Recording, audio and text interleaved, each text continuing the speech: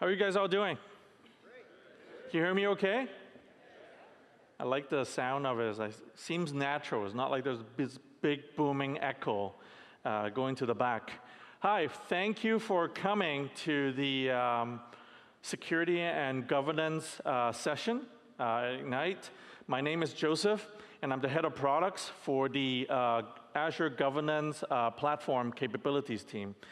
The things that we manage in this portfolio include some of the things you have seen at the keynote, like Corey Sanders' Azure Infrastructure keynote, like policy, blueprints, as well as resource graph. And so how many people have been to Corey's keynote this week? Quite a few people, great. So you've seen Blueprint? How do you like it so far? Yeah? Can I get a clap if you like it? All right. Thank goodness there's some energy. I was like, nah, you know. All right. So we got a really packed session today. And I'm just going to basically blow through all the slides with Satya and Michael, who's going to be presenting with me today in this session. And so we're just going to move pretty fast. But just to gauge the familiarity of the subject, how many of you have read or been exploring in terms of implementing governance or reading up on governance, cloud governance, and trying to do that in your own cloud environment so far? All right, so you're at the right place. All right. So hopefully the content and the velocity that we're moving through is not too fast for you. I think the main point right now then is to get the latest and greatest out to you guys so you know what is our thought process and what are the updates that are coming, okay? And so let's get started. So just to kind of like level set for everyone in the room on kind of like how we perceive governance and why it is important, right? Most enterprises are moving to the cloud not because cloud is fun, because cloud is new. It's because there is a proper business justification to go there, right? Which is the pressure to digitally transform. You either need to digitally transform because you need to modernize your process to improve your speed of delivery, or you need to deliver an amazing, compelling digital experience for your customer, right? And one way or the other, you have this time pressure. You need the speed to get out the door really quickly, right? To get what you need to get done in the cloud very quickly. And that's the primary reason why you want to go to the cloud, is to basically improve your agility to get things out the door, right? You don't have time to manage infrastructure anymore. You don't have time to manage data center. What you need to do is focus on the value for your customer, right? And who is delivering that value? The engineers. Right? The engineers are the ones that are implementing the experiences that will connect your company with your customers. And our job here as cloud engineers, our job as the Cloud Center of Excellence or Cloud Custodian, however we want to label ourselves, the main customer that we have to basically service is actually the engineers and all the other stakeholders within the enterprise, right? You are that glue, and you are that connecting tissues that connect the dots between engineering, between finance, between marketing, between your leadership team to understand, right, how cloud resources are used in an accountable manner, right? And to make sure that the engineers can also get their job done very quickly at the same time. So balancing these two things is hard. Now, the engineers is going to move anyway, right? They need to move fast. And so there's this big shift to DevOps. And when that happens, and that process is directly connected to the cloud, you have this phenomenon called cloud sprawl, right? People spin up cloud resources really, really quickly. And that just increases the complexity in your environment in order to standardize things, in order to keep things accountable and consistent, to be compliant. All of that stuff get into a mode of chaos, right? Now, we've seen this before. In early 2000, right, we have the introduction of virtualization, And there's virtualization sprawl at that time, right? How did we as an industry react to that chaos, right, in the early 2000s? Well, this diagram pretty much speaks to that approach, which is we jump in front of the developers, we jump in front of the operation team and say, stop, right? You cannot have access to the virtualized capacity, right? Because you guys are just creating a whole bunch of mess, right? I will do everything for you. Here's a form to fill out, right? And then I'll set up everything. You need to wait 2 weeks, and then I'll give you an IP address, and that's the only thing you can touch, right? And what's go inside there, I'll also audit you to make sure that you're doing everything right. Now, the problem with this approach in the cloud era is that it slows things down, right? You're sacrificing speed for the purpose of control, which is needed, right? But this time, you really cannot sacrifice speed. The moment you sacrifice speed, somebody else in the market is going to come in and eat your lunch. And that's just not OK.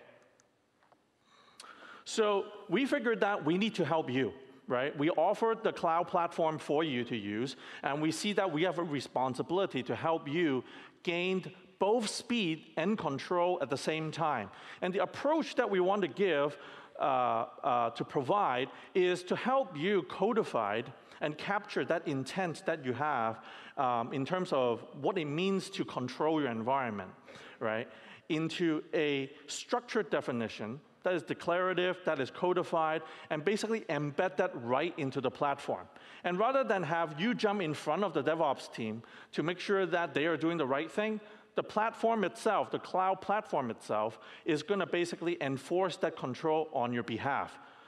So what that would do is that the DevOps team will continue to have direct access to the cloud innovation and the capabilities that they need, completely self-service, for real this time, right? We talk about self-service a lot in the past decade, and a lot of times that just doesn't realize, right?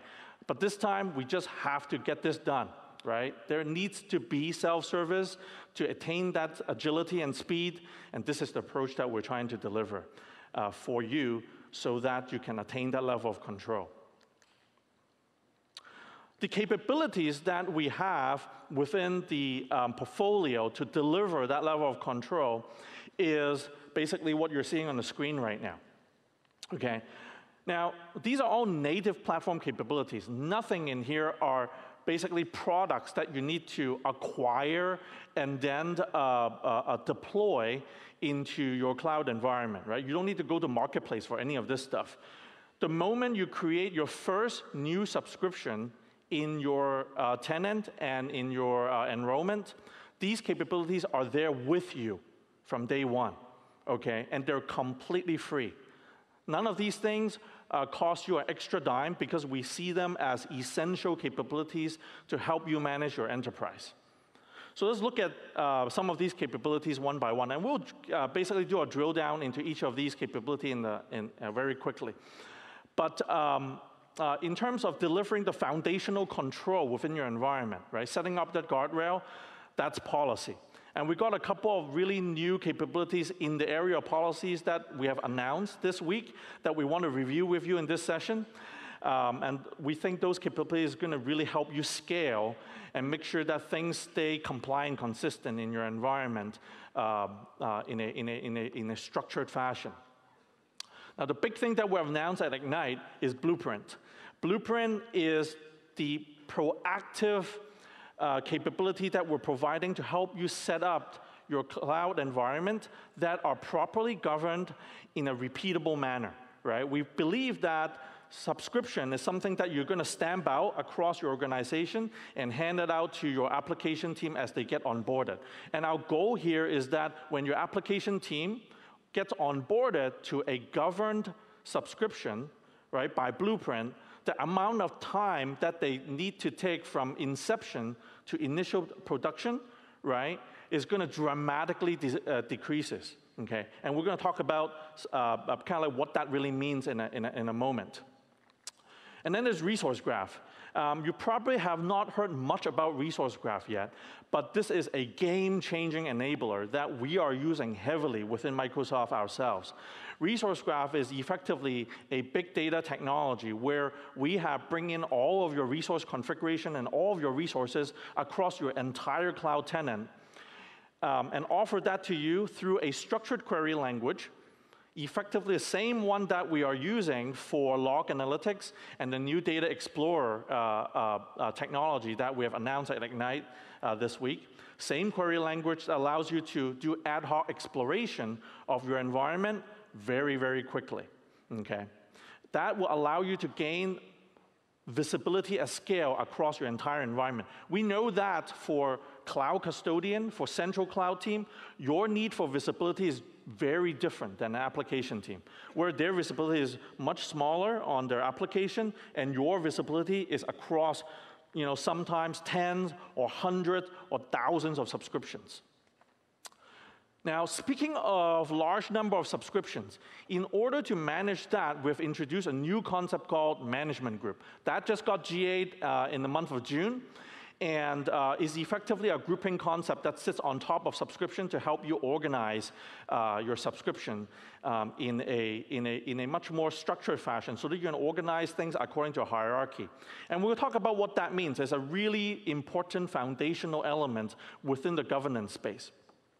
And finally, cost. The notion of cost is going to be attached to all of these different elements, from grouping concept like a management group to integrating with policy to help you control costs. But cost is a big pillar of what you're responsible for, right? But just to level set the expectation for this session, cost is something that we're not going to cover in this session. We're going to mostly focus on the first 4 capabilities.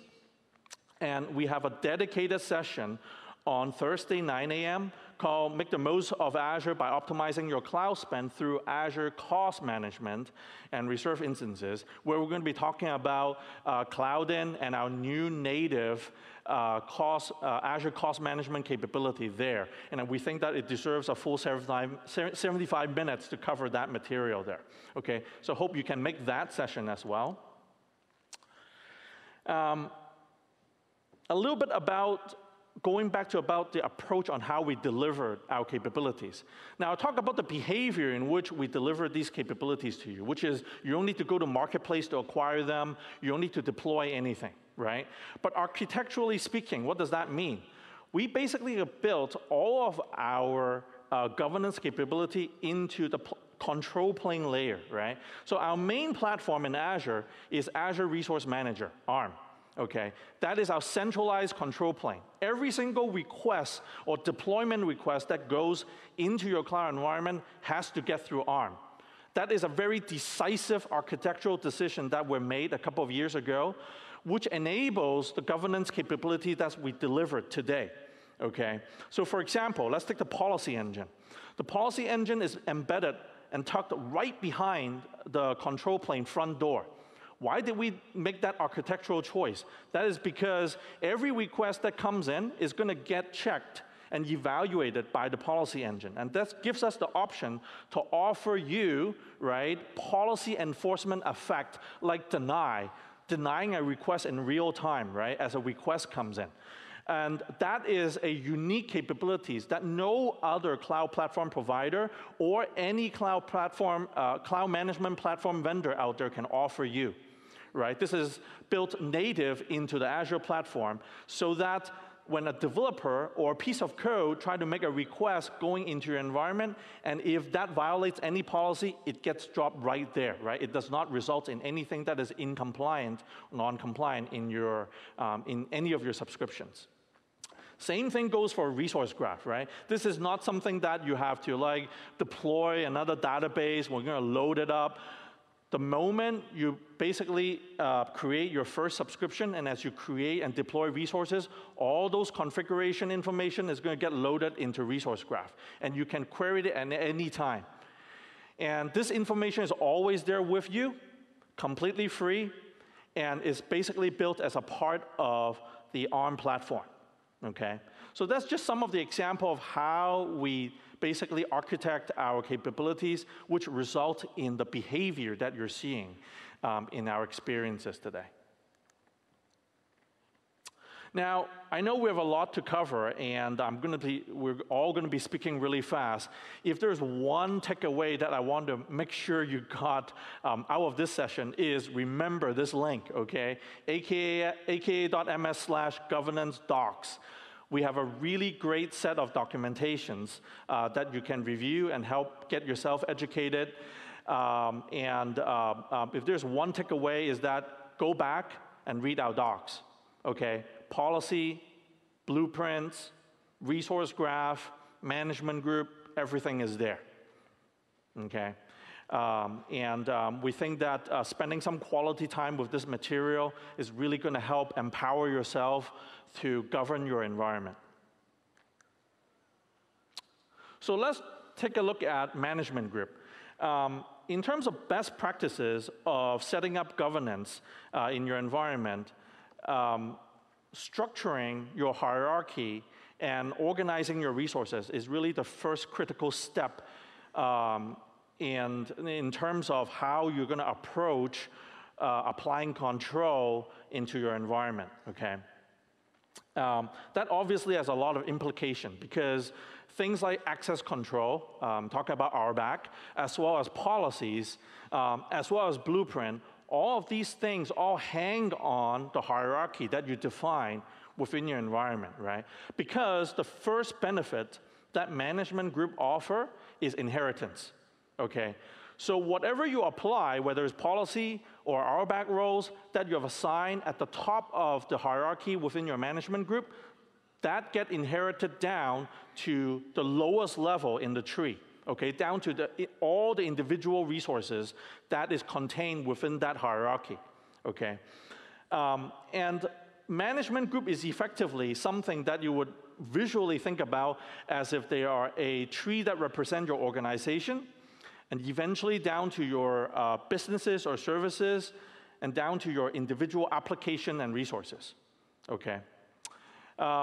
And the more generic the control type that you have, right? Let's say you have a central security team that wants to define a central set of policy across all of your production environment. You will hang that pretty high in the tree, right? So that it covers all of the services that goes under that management group hierarchy, right? And so that's how inheritance work. And the beauty of this is that today, as a subscription owner, you can basically remove any of the control that's applied at the subscription level. And a lot of times you have to make the application team owners to be the owner of the subscription, right? Just because they just need that flexibility and agility to work. The problem is that they can always remove the guardrail and control that you applied there.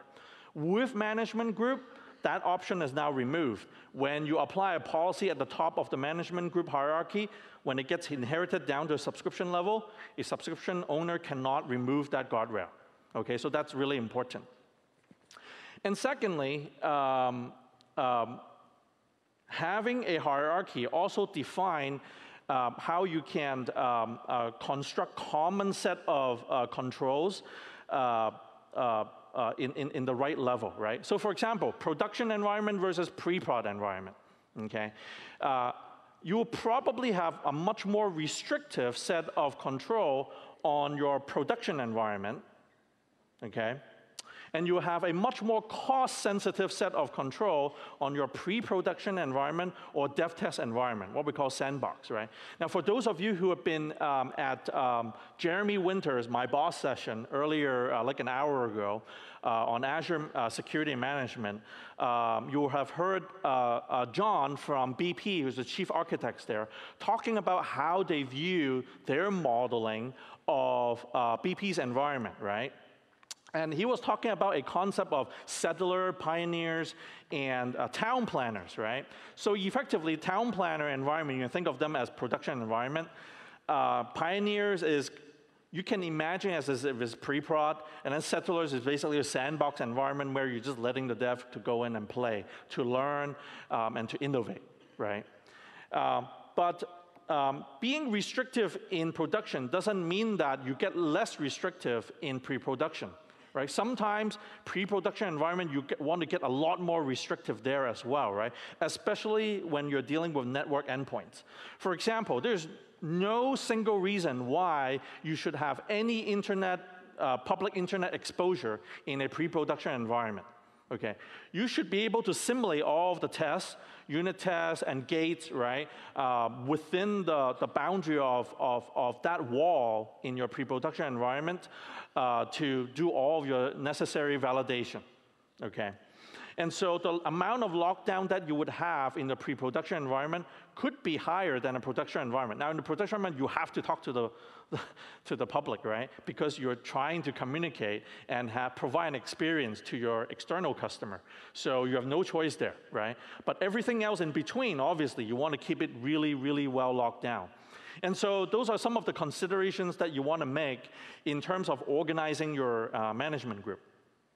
So this is why we're saying that, like, you know, a management group is such an important decision that you need to make, because everything else then follows that. Same thing for RBAC, right? The right set of people and the right set of operations needs to be defined upfront for both of those groupings of environment. And then above that, you typically basically organize it by organization, right? Typically, you want to keep it at a division level at the top. We, Microsoft, internally keep it at a division level when we implement management group. And then all of the products within that division falls under that tree, separated by production, pre-production, and sandbox. That's basically our own practice internally as well, all right? So why would you organize things with division breakdown up at the top? A lot of times that is for reporting purposes, right? So things like policy, things like cost reporting, right? You can easily roll up those information up at the management group level, and the policy engine, compliance engine, and the cost engine can all basically use those grouping mechanism to provide analytics aggregation and roll up of information at that level for you, right? So the organization hierarchy, in addition to applying control, is also very relevant for reporting purposes, okay? But you have to basically make a proper judgment on how much you want to pack into a single organization boundary, or how far you want to break them apart. Obviously, the more granular break them down into, typically the more work you have in hanging custom policies at each of those levels, right? But if they're common up at the root level, then there's really not a whole lot of reason why you want to break them out in the first place. But management group, one additional benefit about that is flexible, okay? If you made the wrong decision, it's okay. You can create another management group and move those subscription over without a lot of pain, okay? So at least that part, we got it right, okay? So, you know, that is something that you can take a deep breath on and know that you have some flexibility there. All right. Moving on to policy. So policy is our main control mechanism on how you govern the shape of your individual resources and environment, you know, within all of your subscriptions. The main benefit that it provides is enforcement and compliance. Now, we talked a little bit about enforcement earlier on how we can deny a request that is coming in. However, there are a lot of times where you would be applying the policy, new policies, where you have a bunch of resources that already exist already, right? Because compliance is an evolving landscape. You're always learning. There's always new requirement, right? So you're not going to get the right, you know, I'm going to have 200 policy right up front, right, this year, and those set of policies is going to protect me for the next 100 years, right? That is not going to happen. Okay, so you'll be adding policies over time, week by week, month by month, and the way to do that is you're not going to basically roll out and say, like, okay, I got 10,000 resources in my environment, and I'm going to roll out this deny policy, right, that affects, you know, 100 subscription right from the get-go, right? And then you impact 400 development team. They're all crying like, no, all my deployment is failing. My CI/CD pipeline is just crying mama, right? It's just error failing all over the place, and everyone is getting waked up in the middle of the night. That's no good, right? So if you have a new policy and if you have a new requirement, you probably want to start with an audit policy, right? Just so you can see the level of compliance across your environment, right? If you're at 5% compliance, you probably don't want to turn that into a deny policy anytime soon, right? So you want to send out a couple of emails, communicate with people and let them know that, hey, you know, we got a new policy coming in, you have 60 days to come to compliance, right? And when the overall compliance gets to 90% or so, and you got a few good citizens of subscription within your environment that are fully compliant, move those to enforcement mode, right? So that the wrong thing will not happen in the future, and then that's a good time to punish the last 10%, right? And wake them up at the night, right? They have been warned for 60 days, now it's time to like beat on them. So that's kind of like the thought process of how you would balance the use of different effects like audit and deny. Now, one of the new policy type that we are introducing at Ignite is VM ingress policy, and which I'm going to bring out Michael to talk about later. But just a really quick info on this. Right now, policy can work on any ARM-managed resources. Okay, so an Azure VM, an Azure database, a virtual network, all those can be managed, right? VM, as in the VM resource itself, all the property that you see within the portal. But inside the VM, in the guest environment, all the OS setting, right, the workload setting, we don't touch those stuff, right? A lot of times you go to RDP in or run scripts to make sure that things are right in there. So what we want to do is we want to extend the policy engine capability right inside into the VM guest environment itself. And that's what this new capability is about. And Michael is going to come up to talk about it in a moment. The second characteristic for policy is scale, right? We don't expect you to write policies and then configure them to apply it one by one on each resource group and subscriptions. Policy is designed to integrate really well with management group so that once you have defined a policy in a declarative fashion, which is a simple if-then statement, right? It's fairly simple to write. I wouldn't say, there are always complex cases, okay? But it's much easier than writing scripts, like really long scripts to govern this thing. But once you have defined that declarative intent that you want to govern, you can hang that at any level within management group and apply it across tens of thousands or hundreds of thousands of resources very easily, right? And the compliance information that goes down to all those individual resources also get rolled back up, right, like I mentioned earlier, at the management group level. So if a general manager of a business that manages a portfolio of 5 different applications, and he wants to get a view of the overall state of compliances across all of his capabilities and services, he can go to the compliance view, look at that, right? He can just get a read-only view. You probably don't want to give a GM owner's right on anything. And see kind of like what is the overall state within his world, right? And last but not the least, we want to also introduce the new remediation capability for policy. And this is a new capability where we not just help you enforce and push back on the developer and say, you did something wrong, so I'm not going to allow you to deploy, or just merely auditing it and say something is non-compliant. If something is that you have confidence in remediating, right, fairly easily through ARM templates, we can do that on your behalf. So for example, creating and adding a VM extension or adding diagnostic settings, right, to any resources that the developer forgot to do, that is something that we can automate on your behalf. So to show you some of these capabilities and get a view on how policy works, I'm going to bring out Satya Vail on stage and give you a taste of what policy looks like.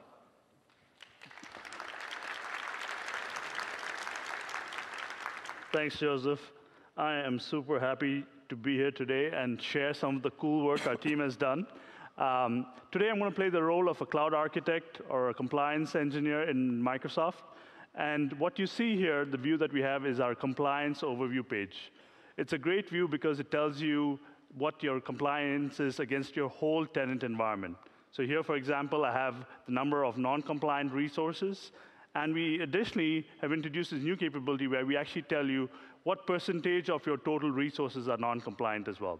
Internally at Microsoft, our compliance teams actually use this as the starting point on a daily basis to review what the compliance is across the entire Microsoft tenant as well.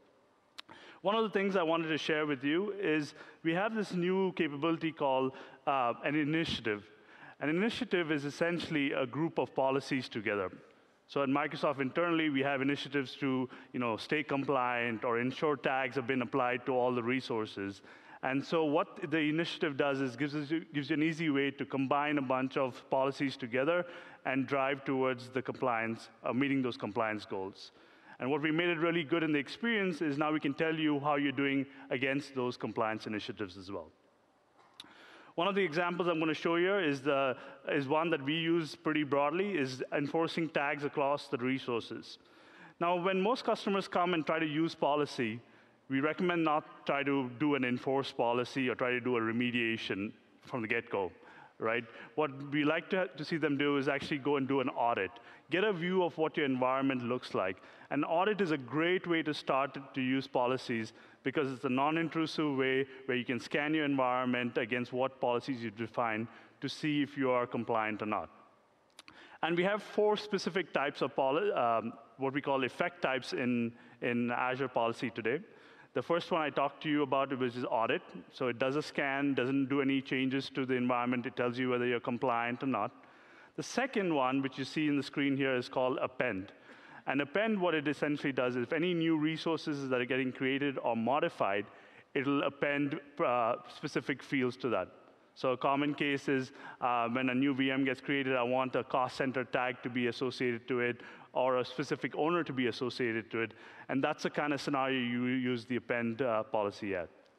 The other 2 that I want to talk about is deny and remediate. And I'll show you guys a little demo of some of those capabilities in a second as well. So I'm going back into my policy view. I'm going to see a list of definitions. So the definitions are essentially a set of all the policy rules that we ship out of the box. With Microsoft, we have over 200 different policies, built-in policies that you guys can use today. A lot of those have been sourced from various different teams internally using and building their own policies, which we make available for you for free as well. But you can also define your own, right? Exactly. And you can define your own custom policies. And that's, for those of you in internal IT who want to define your own custom policies or a partner, it's a great opportunity to collaborate and ship your own custom policies as well. So one of the policies I wanted to share with you is audit VMs that do not have managed disks, right? One of the recommendations for a lot of production environments, we like customers to use managed disks because of just the performance benefits that you get from them. And so here, for example, we have a built-in policy to audit VMs that do not have managed disk. I can go and assign this policy. And what you'll notice here is a couple of configurations I can apply. So one is I can define which scope this policy gets applied to. I can come down and select a specific subscription, or I can apply it at a resource group level as well. And the tree that you saw on the top, that's the management group hierarchy, right? Right. Exactly. And the tree that you saw, as Joseph just pointed out, was the management group hierarchy that he talked about. So you can actually go save apply the policy definition at the top level, and it percolates down to your entire environment. Yeah, but for demo purposes, we don't want to basically hit the nuclear button in here. So we're going to do it at a subscription level. The other 2 assignments that I've already kind of enabled in my environment are to restrict what SKUs are allowed. So a lot of developers want to use dev test environments, and we don't want them to select the expensive SKUs. Another one is because of data sovereignty, we want to restrict where the data or resources get created. So we have specific assignments for these. One is the SKU. I can click in here and see I've created assignment that allows just A and B series SKUs. You can click the view definition. And what you notice is it's a JSON file, but it's a very simple JSON file where it's a simple if-then statement. And what you'll see here is we have an if statement that says, if I have a type virtual machine and the field equals a specific, and if the SKU type is not included in the parameters, then deny that effect. So that's one policy that I've applied across my entire environment in my view. Another one that I created is the location one. So I want to restrict what locations I'm allowed to deploy resources to. So here's another policy that I created, which restricts and ensures that, any resources created stay within the European data centers. Again, for those customers who are concerned about GDPR or any of the data sovereignty concerns, this is a great way to control where the resources are spun up and ensure that the data stays in those regions as well. So what does this look like, right? This is great from a compliance perspective. I come and define all of this, but what does this mean from a developer's experience? And so one of the things we've done is we really invest a lot of effort into baking the policy experience natively into the Azure portal. And so, for example, if I'm a developer now, I come into the Azure portal experience, and I want to create a new virtual machine. Because I'm feeling very spendy today, I might go and pick one of the most expensive virtual machines that are there, maybe one that costs about $4,000 per month. Developers do that sometimes. They feel spendy. And blow some money today. And I can go ahead and try to create this VM. What you'll notice very shortly is we'll run this validation. So the VM creation experience goes against the compliance API and returns back a list saying that, hey, the validation failed because you failed some policies. But we take this one step further. We don't just tell you that there's a validation failure. We tell you exactly which policy failed and what is required. So now I know that, hey, I'm only allowed to use A and B series SKUs, and I'm only allowed to deploy resources within the European data centers. Now, we always know there's this one developer who has this exception that he wants to ask for. And one of the things that always happens is they want to talk to somebody who defined this policy to see if they can get that exception. And again, we bake this experience so natively now where you can actually click into the specific policy, come in here, and see who actually assigned this policy to the entire environment as well. So here I can drill down and see, hey, this person assigned this policy. I can now go and request an exception as well. Very native capability baked into the platform. Is that pretty nice? Is that something you guys would use? And the beauty of the policy is that the location policy that Satya just showed you, that applies to all resource type. Now, when you do something like that, right, even as Microsoft and Azure releases new types of services into the cloud, those resources that we bring out into the platform, they will immediately get under governance on day 0, right? No more waiting another 60 days or 90 days for a management tool to onboard those new services or product, right? On day 0, your intent is governed, right? No matter what new services or product we release through Azure. Yep. So I demonstrated to you the audit scenario. I demonstrated to you the append scenario with the tags. And I demonstrated the deny scenario where I denied creating a VM because it didn't meet some of my policy rules. One of the new features that we're super excited about that Liz actually demonstrated at Corey's keynote is this ability to remediate resources. Now, a lot of customers have already gone and deployed Azure resources, but they might want to now conform or make those resources conform to these policies. And so with the remediation, you can now actually go and remediate an existing resources to conform to what that looks like. So the scenario I have here is a lot of cases, Azure resources have metrics enabled by default. That's something that just happens by default. But one of the things that isn't enabled is diagnostic logs. And the reason why diagnostic logs is super important is if you're trying to troubleshoot an issue, you need your logs. And this is something that is not always enabled by default into your environment. Now with the remediation capability, I can actually go and see what, I can go and apply these remediation tasks to my specific environment as well. So over here, I'm going to click the remediation task.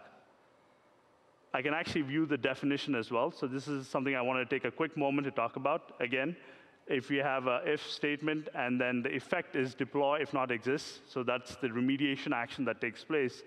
And one thing that you guys would want to know is the way the remediation takes place is it's essentially executing another ARM template, right? So Joseph talked about how policies baked natively into the ARM platform. This is what we mean by this. Essentially what we're doing behind the covers is executing an ARM template to go and remediate your environment. Once I've set cases inside Microsoft too, we don't want to go and remediate 10,000 resources at one go, right? Bad things could happen, and we usually want to stage these rollouts in a staged manner. Internally, we call these safe deploy mechanisms. So one of the capabilities we allow you to do is you can actually go and filter how you want to roll out this remediation. So you can go and say, hey, I actually want to target this remediation at a specific resource group, or you can even go and pick a specific resource to go and target that remediation action. So it really gives you some safeguards into rolling out these remediation actions. You don't need to blast it out. You can maybe try it out in your dev test environments, then roll it out, try it out in pre-production, and finally production as well. And safe deploy is the reason why we don't automatically remediate anything. Okay, I mean, it's very easy for us to offer that option to you, but we don't think is a good practice. I think you can all agree to that. But just want to get that out of the way. And so the final step is, of course, click the one button to go and do the remediation action. So we made it really simple now for you as the cloud engineers, the cloud architects, to go and take action against your existing resources and provide you that single compliance view with Azure policy. Thanks, Joe. Thanks, guys. Satya.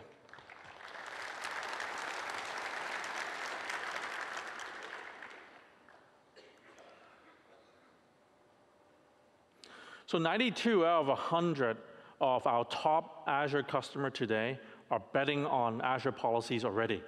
If you're not on board, I basically invite you right now to give it a shot right after when you return home, or maybe do this tonight in your hotel to give it a try. And just learn and get familiarized with Azure policy. It's really one of the foundational pieces of our governance capability that you have to get familiarized with today. Here are some of the quotes from ASOS and BP. It just is a transformational capability that help the cloud team scale across a large environment. Right? You just define your intent once, and you can apply that really broadly, very quickly. Within Microsoft IT, we have close to 90% of the entire MSIT environment in Azure fully governed by policy. We're more than 168 policies running and watching over the environment 24/7, and it's a critical part of our overall operation. Now, let's talk a little bit about going back to the developer experience again, right? Now, Satya showed you an experience that was in the portal of how the developer would basically experience a policy violation if they did something wrong. But that sort of experience happens rarely on a day-to-day basis, right? Because on a day-to-day basis, it's just the CI/CD pipeline that is doing most of the action within your environment in terms of deployment and configuration and changes of resources. Now, in Azure DevOps or in any DevOps pipeline, build, code, deploy, and operate is the basic stages in your CI/CD pipeline. Azure DevOps or VSTS, Azure DevOps, yeah. Is kind of like our first-party tool to help you with managing your CI/CD pipeline. But you can use any third-party tools that you want. The main thing here is to bring the experience of governance to the developer and shifting that left as quickly and as early in the development lifecycle as possible, okay? It's really unfortunate if your developer coded something up. They're just not aware. They don't know like who goes and study policies, right? Even though it's right there.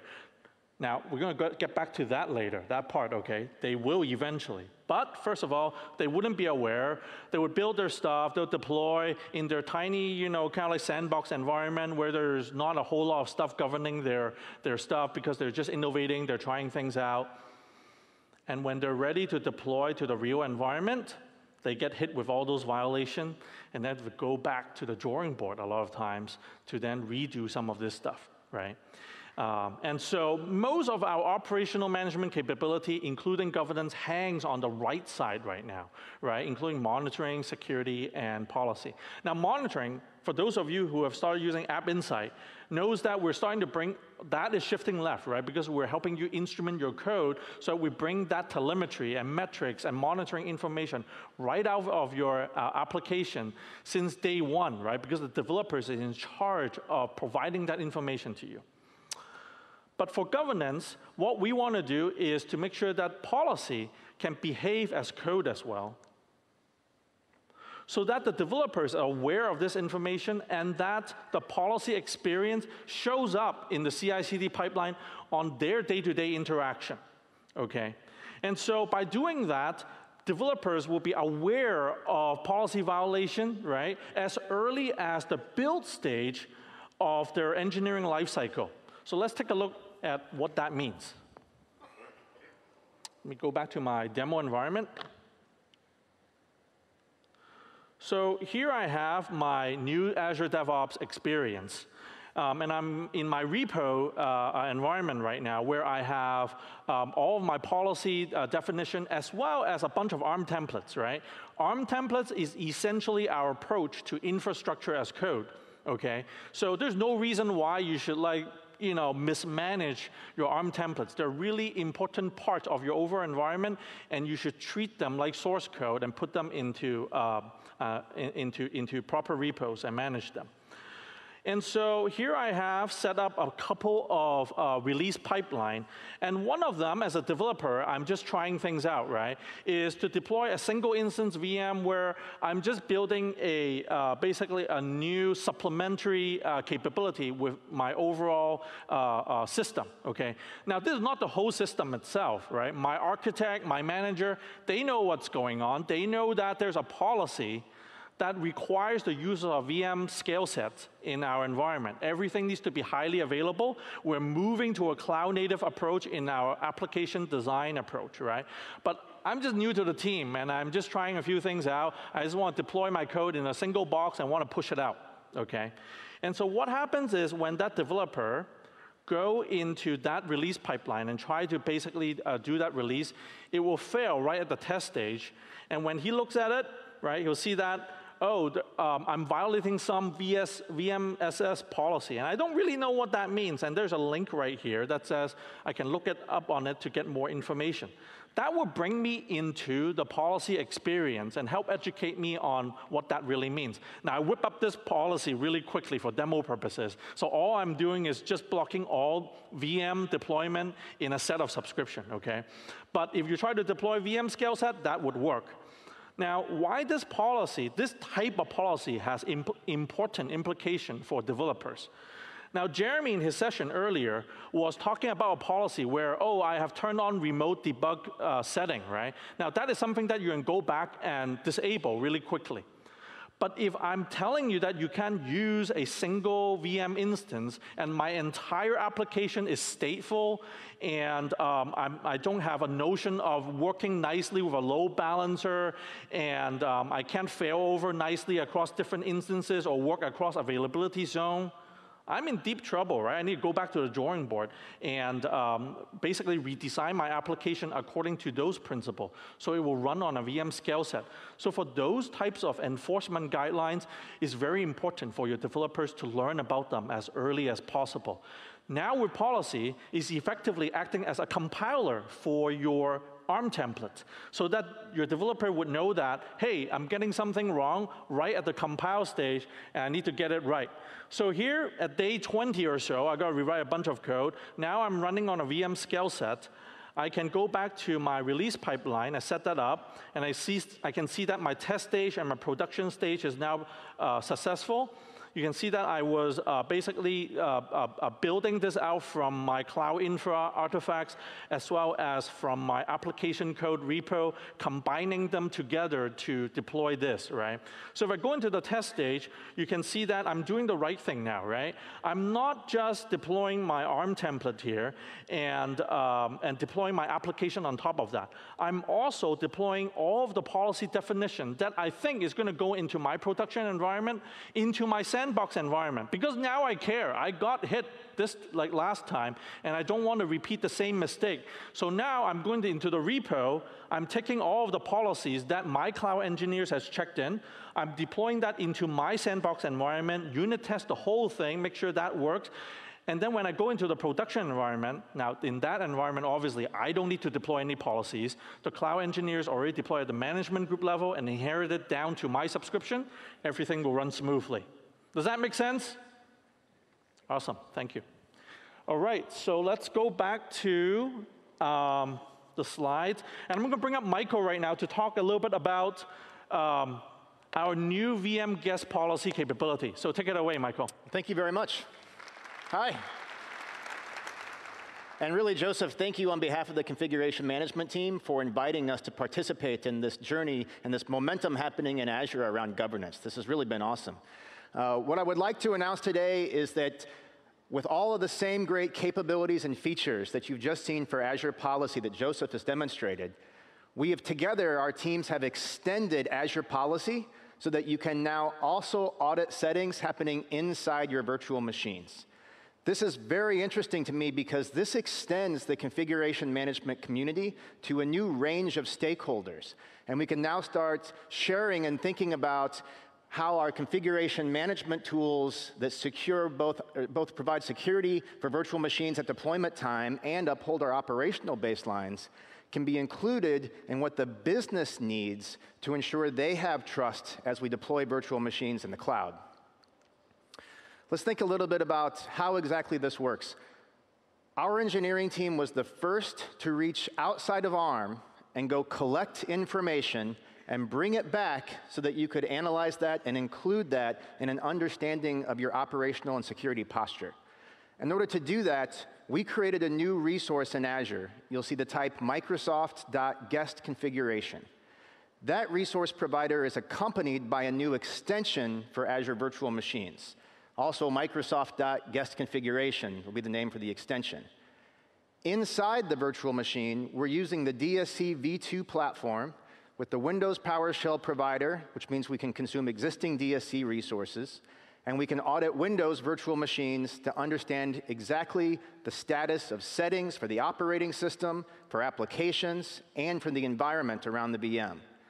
For Linux, we went and talked to customers to better understand what they're using today so we can understand what tools would make sense to get started with this technology.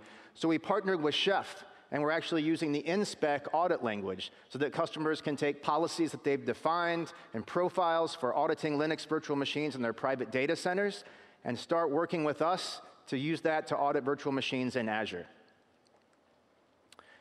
This kind of gives you an example of what you can expect. We're in preview now. So if you go to Azure Policy and you look at the definitions, if you filter, you'll find a new category named Guest Configuration. Within this, you'll find these new policies that are paired in a deploy and an audit, combined in an initiative that would allow you to choose one setting, make it an assignment, and audit for password settings across your virtual machines. In the near future, we hope to extend this by adding a lot more content. We also are very interested in your feedback to understand what tools are most important to you to audit settings inside virtual machines. Looking at where we're going to go from here, there's a number of things on my short-term list. I'm going to be extending additional policies within weeks. We actually hope to be iterating this. This is just our first step in bringing settings from inside virtual machines to something that you can audit using Azure Policy. We're also going to be extending the experience in the Azure portal so that if you're providing us with a baseline that you want to audit, you can get details about what individual settings within that policy are in and out of compliance. And I want to make that available via commandlets so that you can automate with your favorite tools for managing configurations and remediate and take action whenever things are not the way they're supposed to be inside your virtual machines. Our next engineering milestone will bring us to custom policy, and this is something that I want to move on very quickly. If you think about the deploy if not exists rules that Joseph was showing earlier, so that inside ARM, you can say, if things aren't the way they should be, I want to put them back. I actually want to look at, is this something that you're interested in for virtual machines as well? There's already this huge configuration management community. Did you know that there are over 1,300 DSC resources available from the community today? So my expectation is that people will be using this to go build policies and build configuration content. That configuration content can be used at deployment time to put machines in the state they're supposed to be in, and then the business can use these policies to go audit if they've stayed in that state after they've been deployed. And then moving forward, I want your feedback about, is that the policy pattern that you're looking for? Or do you want us to take that one step further in the future and actually allow that remediation to be something that you can automate from Policy Center as well? There's a really bright future in where we can take this, and I can't wait to work with you together. For a demo, I'd like to invite you back to the booth in the expo hall. The automation and the policy and cost booths are actually right next to each other. And we can sit down together and walk through exactly what this experience looks like if this is something to be of interest to you. There's a survey, I believe, that will be available to you to provide feedback. You can also hit us up on Twitter and just use the hashtag AzureVMPolicy.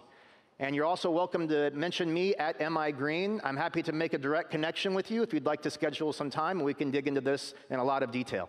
Thank you very much. Thank you, Michael. This is awesome. Thank you. And like Michael said, this is just the beginning of a journey, right? Those DSC providers that we have is a powerful set of assets that we're going to light up through the Azure policy ecosystem. So you're going to hear a lot of wonderful updates coming on this front. So moving forward for policy, this is really just a reference slides for you in terms of best practices of how you roll out policy.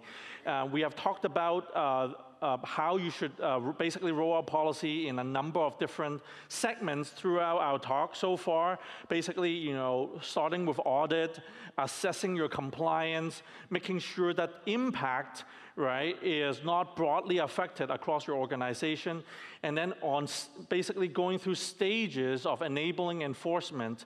And then trying to understand where the non-compliance issues are coming from, trying to implement remediation, and then going through stages of rolling that out as well, right? So again, always take it in phases, and doing it with proper communication across your organization is really important. We can only help you on the technology aspect, and there's a really big responsibility on your shoulder in terms of people and process, right? And this is where you come in.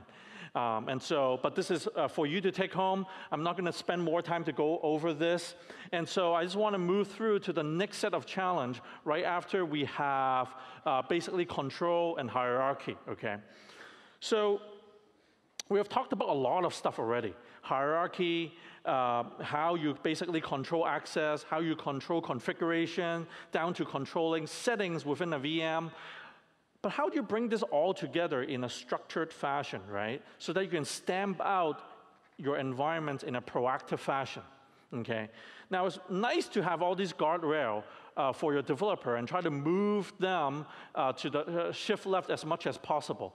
But the problem is that there are still a lot of work a developer has to do when they first onboard to an Azure subscription, okay? There's a saying right now today that Azure subscription is an empty canvas.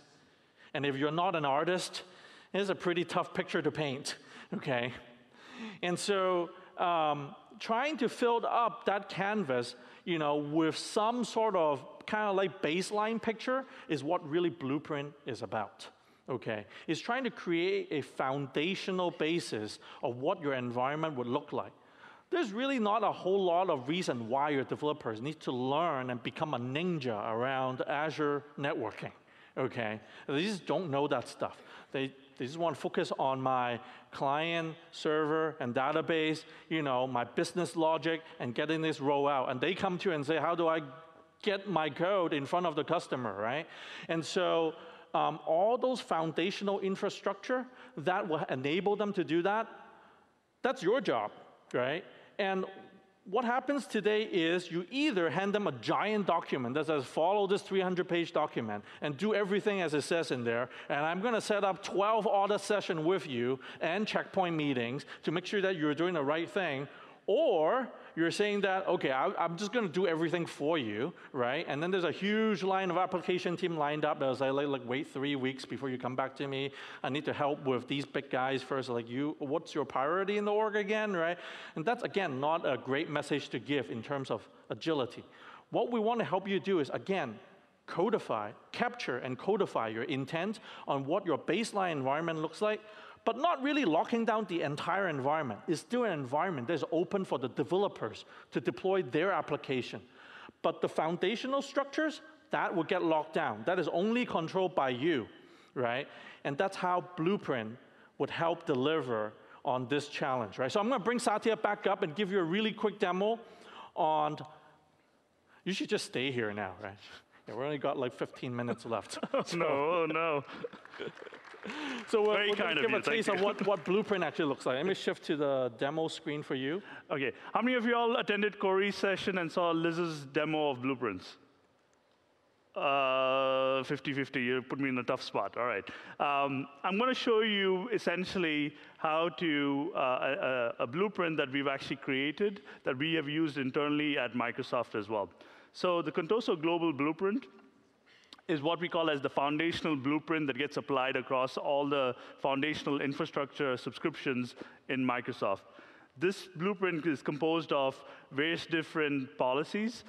Some of those that Michael Green had just talked about, enforcing that there needs to be a 14-character limit on the minimum on the passwords, and the passwords must change every 70 days. The allowed locations, when I talk to you guys a little bit. This is a shrink-down version of that for demo purposes. Otherwise, this is really long. Yeah. So it's actually much longer than that in the real Blueprint production version. Exactly. Yeah. And what we've done here is gone and created a management group where all the management infrastructure goes in, so your central log analytics workspace. And one of the key things is you can actually go and assign the role-based access for those users into that resource group. So it's a great way to control who has access to what and what they could modify in that specific environment. How was IT team doing that today? I mean, before Blueprint, like to assign those type of role assignment and stuff? Yeah, so this was a big challenge that internal Microsoft teams had. This is a feedback that you guys had given us in the last Ignite as well. And essentially what customers ended up doing is running a bunch of scripts and automation tools to really tie this all together. And one of the problems they had is if any time the script failed or the tool failed, it left the environment a real mess, right? There were certain resources that were partially created, and it was really hard to backtrack. With Blueprints, we give you this nice way to compose what goes into the environment, manage it, and also track the life cycle of it. That's the key part, is the tracking the life cycle piece. Right, and I think one of your feedback was you don't want to basically have all those technology debt that you build up, maintaining all those scripts and stuff. All you want to do is to basically capture intent and basically execute on that intent. And that's what we're trying to do here. Yep. And so what I'm going to show you guys is a very simple experience on how to create a blueprint. You guys have seen that pre-can one that we had used internally in a lot of the demos. I just wanted to walk you through what it entails. Alex, who's leading this effort on the blueprints, has a session on Thursday at 4 o'clock where we'll go into depth into what does it mean to compose, how do you reuse the blueprints, how do you deploy it at scale as well. So make sure you attend his session on that one.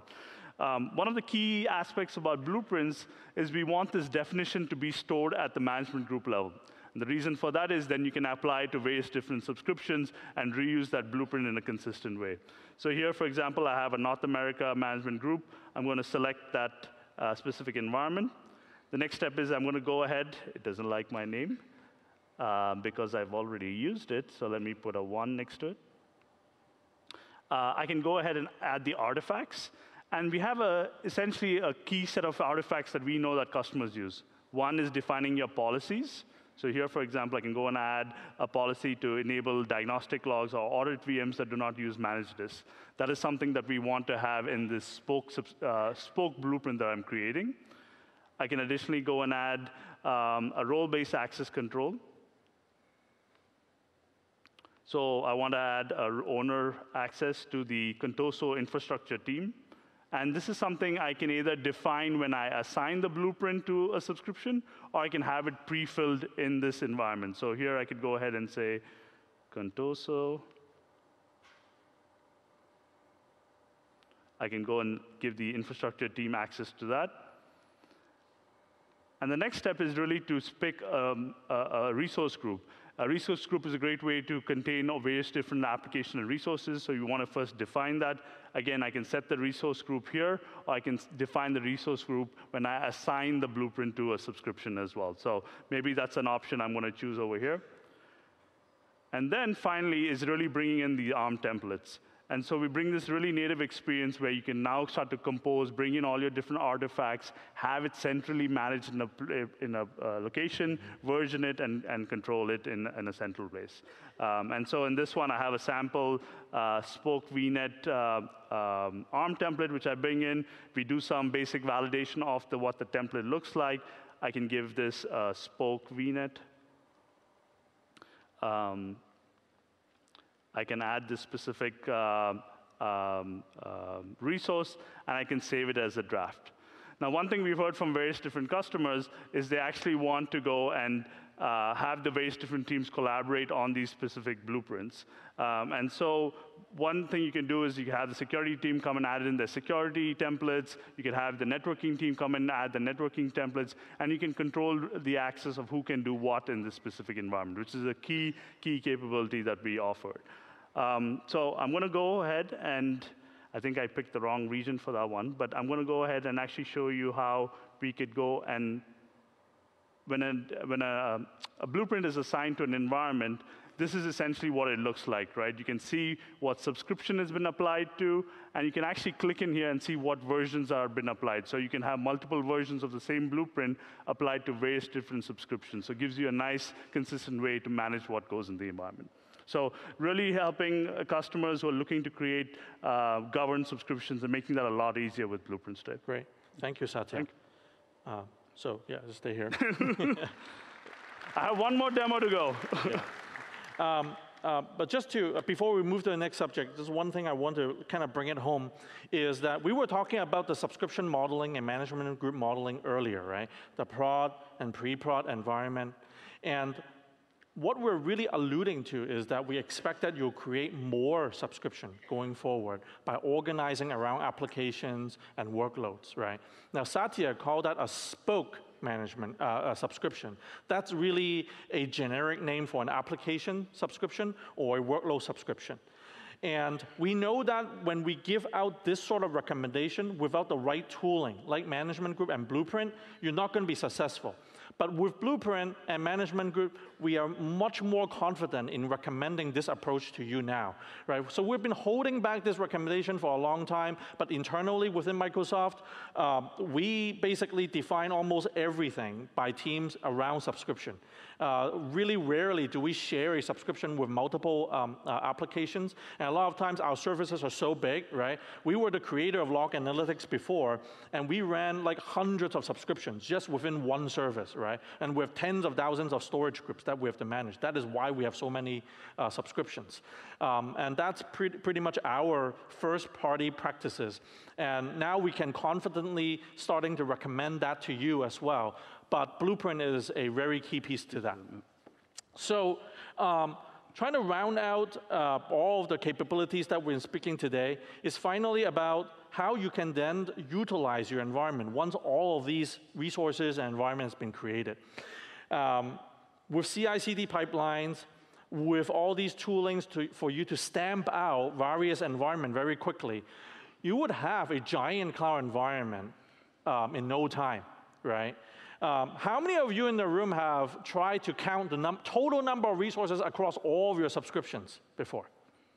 All right. How many find that a fun exercise to do? How many, for those who keep their hands up, how much do you love scripting? That's why, right? You guys love scripting. Now, I'm not going to take that right away from you, but I think if you love scripting, you'll love writing queries too, okay? So Azure Resource Graph is going to help you solve one of those problems, which is counting number of resources. Now, within MSIT, I can't disclose the exact number, but there's a lot of resources that we have in MSIT today. So much that we actually hired someone to count the number of resources for 6 weeks, and then finally, like, that person just gave up, okay? And we never got a final count tally on that. Until we actually built a preview version of Resource Graph and onboarded the entire environment, and we gave them that answer in under 1 second. Okay, and so that's what Resource Graph, that's one of the simple things that's going to help you to do. But I'm going to let Satya basically show you a number of different flavors of queries that Resource Graph can help you with, so that you can see how it helps you gain visibility at scale. And then we're going to talk about what this implies going forward in terms of how it integrates with other governance technology. Okay.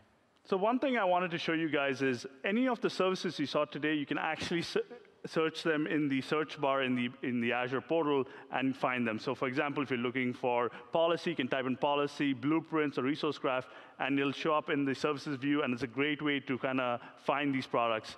Azure's number of services has grown pretty immensely, and so I think finding some of this stuff is usually challenging. Again, one of the key problems we're solving, as Joseph mentioned, is how do we give you guys visibility into all these different resources that are there in your environment? And so a resource graph is a great way to enable this.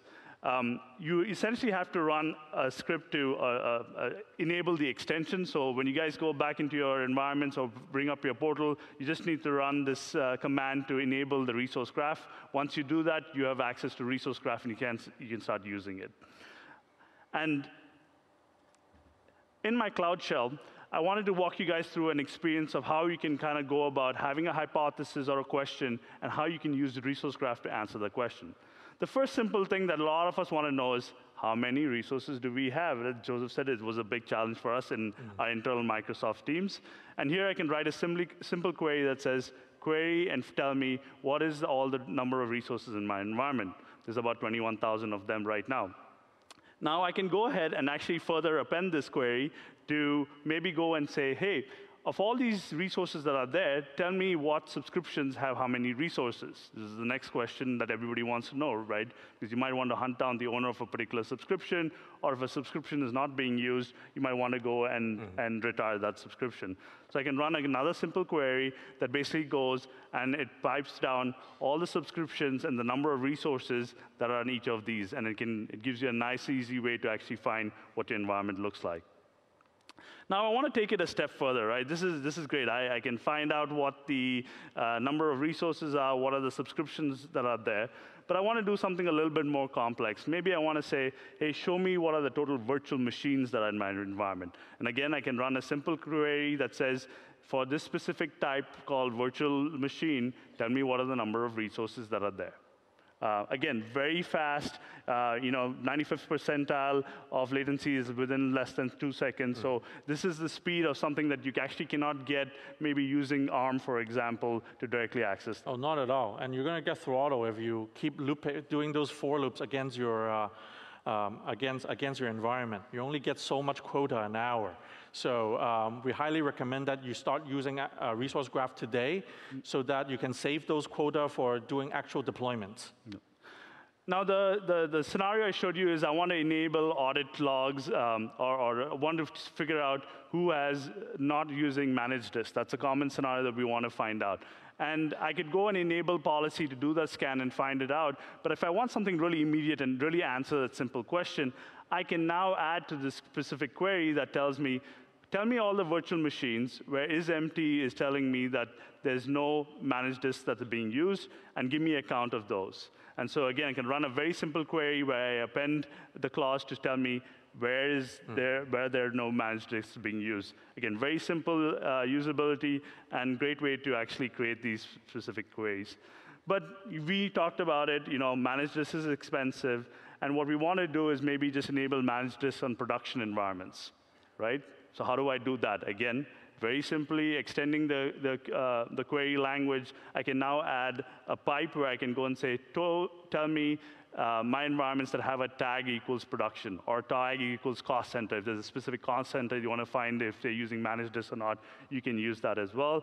You can run this very simple query, and we'll give you an output of exactly what are the VMs that do not have managed disk, what is the count of those VMs, and which subscription they belong to. So a great way to get insight and visibility into your environment. So awesome. Great. Thanks, guys. Thank you, Satya. Now, most of the examples that Satya showed you is analytics related. So we're basically aggregating the sum of a particular condition that you're looking for. But one of the most primary reasons why we built Resource Graph originally was to help you examine the shape of a resource, okay? I always laugh when people ask me, like, why do you need like visibility? Why is visibility a part of the governance overall capability set? Well, I'm like, you can't fly blind, you know, if you don't have visibility, like kind of like into your environment. Who knows how to write a policy from scratch, right? I'm giving you a piece of paper, and why don't you take a pen and write down your if-then statement on there, and I want to see how many of those, when you actually type it up and hit deploy, that will actually work, right? It would not. You have to look at the shape of the resource. You have to look at all of the setting. You have to look at what is in your environment. You have to iterate through that to learn and explore before you get a feel of how to govern your environment. So having that visibility at scale is a key part of that life cycle to how to manage it, right? And so that is a really important aspect of how we're going to integrate that enabling technologies into various parts of other components in governance. One example is that we're going to enable what-if scenario for policy. After you write a policy and you want to see what would happen against your environment, you can quickly translate that into graph query and see kind of like what are the impacts within your environment in seconds, okay? No more waiting for minutes or hours. It will happen really, really quickly, okay? And so that is one of the items that we're gonna work on, highlighted under policy. So this is our general roadmap for the next 6 to 8 months that we're gonna work on. And I just wanna highlight a few key things on there. One of the important aspects that we're working on is policy, is the auto-generation of aliases, okay? So today, in order to work against particular resource settings, you need this thing called an alias, which is a way of summarizing and shortening the path of a particular setting for a resource so then use that in policy. And we don't have a full coverage of all the resource type today, but if you go to GitHub, we can basically entertain any request that you have, and we'll try to work on it in real time. But within the next few months, we're going to bring that up to close to 99.9% of all of the resource type across Azure, so that basically you can use policy to cover any of that. We're also going to improve the expression in the policy language so that you have a much richer set of conditions to parse and evaluate values within the settings of those properties as well. And so we call that partial reject support. We can never really bring it to a full support because that is part of our real-time evaluation. If you write some really, really nasty regex expression in there, that can really break your deployment flow and will really impact us as well. So, you know, that is not something that we wanted to do. But on any safe condition, as best as we can, we'll try to support those, okay? And then on blueprint front, there's still a long list of items that we're working on that side. And one of the things that we want to emphasize is that not just on the definition of the environment, but more than that, right? After you define it, after you lock it, we're going to bring a whole host of capability that will help you manage the life cycle of that environment, okay? And we call that a stamp. A blueprint stamp that will help you manage its life cycle over time. When it comes to update, when it comes to removal of resources that goes into that stamp, right? Everything will be tracked and managed, right? Unlike the fire and forget approach that we have with templates today, this is a fully managed multi-artifact lifecycle management that will make the management of those stamps much more robust and much more resilient to updates and changes, okay? And then on the graph front, one of the things that we're going to enable is integration with Microsoft Graph so that you have a single front door to access Azure resources to your Office document. So you can basically use Microsoft Graph as your front door.